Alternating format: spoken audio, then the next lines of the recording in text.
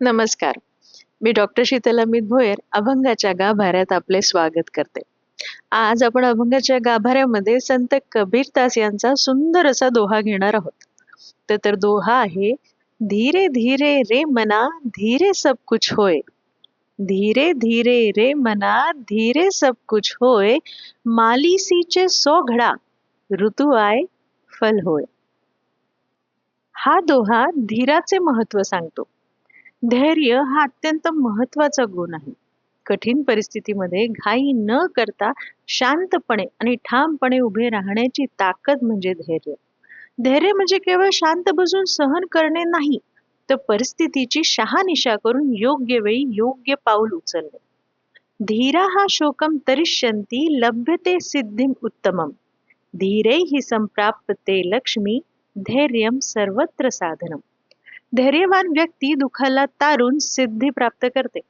धीराने पैसाच काय तर सर्व उद्देश प्राप्त करणे देखील सहज शक्य होते. अशा धीराने काठोकाठ भरलेला माझा राजा, तुमचा राजा, आपला सर्वांचा राजा, राजा शिवछत्रपती. बुद्धिचातुर्य, धैर्य, गनिमिकावा अशा विविध गुणांनी छत्रपती शिवाजी महाराज यांनी लढवलेले डावपेच आजही इतिहासात प्रसिद्ध आहेत. छत्रपती शिवाजी महाराज म्हणजे महाराष्ट्राचा इतिहास. छत्रपती शिवाजी महाराज म्हणजे पराक्रमाची यशोगाथा. छत्रपती शिवाजी महाराज म्हणजे अद्वितीय उत्तुंग प्रेरणा. छत्रपती शिवाजी महाराज म्हणजे प्रचंड चैतन्यदायी ऊर्जा. छत्रपती शिवाजी महाराज म्हणजे शिस्तबद्ध लष्कर. छत्रपती शिवाजी महाराज म्हणजे सत्व, शौर्य आणि संघटन. एकंदर काय तर छत्रपती शिवाजी महाराज म्हणजे विविध गुणांचा खजिनाच जणू. आणि या खजिन्यातील सर्वात मौल्यवान रत्न म्हणजे त्यांचा धैर्य हा गुण. पुरंदरच्या तहाच्या वेळी मुघलांची मनसब स्वीकारणार नाही आणि शाही दरबारासमोर जाणं आपल्याला बाध्य नाही असं शिवाजी महाराजांनी स्पष्ट केलं होतं. तरी देखील शिवाजी महाराजांनी आग्र्याला आणण्यासाठी मिर्झा राजे जयसिंग यांचे प्रयत्न सतत सुरूच होते. औरंगजेबाच्या भेटीनंतर विजापूरकडून चौथाई वसूल करण्याची शाही परवानगी मिळेल असं शिवाजी महाराजांना वाटत होतं आणि औरंगजेबला भेटण्यासाठी आग्र्याला त्यासाठी गेलं पाहिजे असं म्हणून त्यांनी ठरवलं आणि राजे आग्र्याला निघाले. वाटेत महाराजांना औरंगजेबाचं एक पत्र देखील मिळालं. पत्राचा आशय असा होता की आपण इथे कोणत्याही संकोच विना यावं. मनात कुठलीही चिंता बाळगू नये. मला भेटल्यावर तुम्हाला शाही सन्मान मिळेल आणि घरी परतू दिलं जाईल. तुमच्या सेवेसाठी खिलत म्हणजे शाही पोशाख सुद्धा पाठवत आहे असं ते पत्र होतं. मात्र दरबारात पोहोचल्यानंतर महाराजांना 3ऱ्या दर्जाच्या मनसबदारांच्या जागेवर उभं केलं गेलं. अशा कोरड्या स्वागताची महाराजांना मुळीच अपेक्षा नव्हती. स्वागत तर सोडाच, हा तर शिवाजी महाराजांना अपमान वाटू लागला आणि या अपमानाने शिवाजी महाराज यांचा संतापाचा कडेलोट झाला. ते तसेच दरबारातून निघून बाहेर पडले. शिवाजी महाराज यांची निवासाची सोय आग्रा शहराच्या बाहेर जयपूर येथे करण्यात होती. जयपूर निवासात पोहोचताच घोडेस्वारांच्या एका तुकडीने त्यांच्या निवासस्थानाला घेरलं आणि पायदळातल्या सैनिकांनी निवासाच्या प्रत्येक दारासमोर तोफा ठेवून त्याचं तोंड दाराच्या दिशेने केलं. असेच काही दिवस गेले. हे सैनिक निमूट निगराणी करीत आहेत असं महाराजांच्या लक्षात आलं. याचा अर्थ की शिवाजी महाराजांना मारण्याचा उद्देश नाही औरंगजेबाचा हे स्पष्ट होत होतं. मात्र शिवाजी महाराजांना भवनातून बाहेर पडण्याची परवानगी नव्हती. औरंगजेब मात्र महाराजांना विनम्रपणे संदेश पाठवत असे. फळाच्या करंड्या देखील पाठवत असे. मध्ये मध्ये महाराज देखील बादशाह आपल्याला सुरक्षितपणे परत पाठवणार होता याची आठवण करून देणारा संदेश पाठवत. मात्र त्याचा काहीही उपयोग झालेला नव्हता.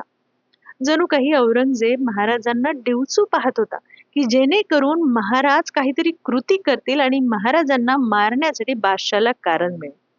यानंतर महाराजांनी मात्र त्यांच्या वागण्यात अचानक बदल केला. महाराज एकदम आनंदी दिसू लागले. पहारावरच्या सैनिकांशी हसू बोलू लागले. सैन्याधिकाऱ्यांना अनेक भेटी पाठवल्या आणि आग्र्याचं हवामान आता छान वाटतंय, बरं वाटतंय असंही ते बोलू लागले. एकंदर मी बादशाचा ऋणी आहे आणि राज्यकारभाराच्या धबड गाडग्यातून बरं आहे मी आग्र्या सारख्या शहरामध्ये मला राहायला मिळतंय आणि मला फार मजा येते असं ते सांगू लागले. त्यांच्या या वागण्यामुळे औरंगजेब जरा आश्वस्त व्हायला लागला. आपल्या काही घोडेस्वारांना देखील महाराजांनी परत पाठवले. या घटनेने औरंगजेब तर अजूनच स्थिरावला आणि आनंदी झाला. आणि पुढे काही दिवसातच शिवाजी महाराजांनी आपण आजारी असल्याचं नाटक केलं.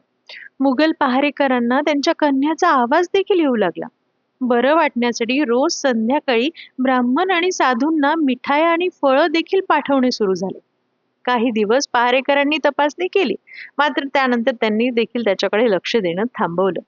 महाराज आजारी आहेत, त्यांच्या आरामामध्ये व्यत्यय आणू नका, असा निरोप पहारेकरांना पाठवण्यात आला. मिठाया आणि फळांचे पेटारे मात्र पाठवणे सुरूच होते. आणि तो दिवस उजाडला.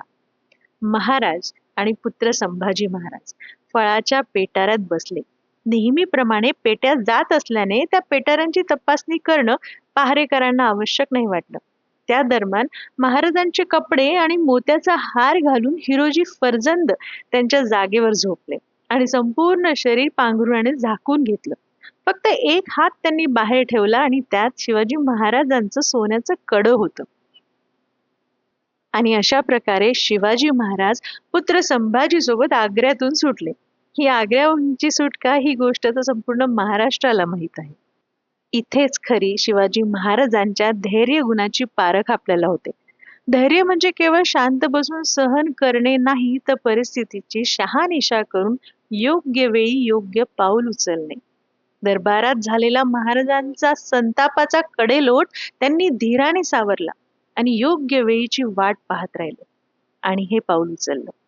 संत कबीरदास यांचा हा दोहा अत्यंत चपखलपणे बसतो. धीरे धीरे रे मना, धीरे सब कुछ होय, माली सीचे झोग 100 घडा, ऋतू आय फल होय. आणि संत तुकाराम महाराज तर म्हणतातच की धीर तो कारण, सहाय्य होतो नारायण. धीर असेल ना सोबतीला तर नारायण देखील मदत करतो. धीराने छत्रपती शिवाजी महाराजांनी आग्र्याहून सुटका करून घेतली. असे हे आपले राजे. संपूर्ण जातील काय वर्णावी गाथा, राजे तुमच्या प्रताप तेजा पुढे सदैव नतमस्तक हा माथा. छत्रपती शिवाजी महाराजांचा विजय असो. रामकृष्ण हरी.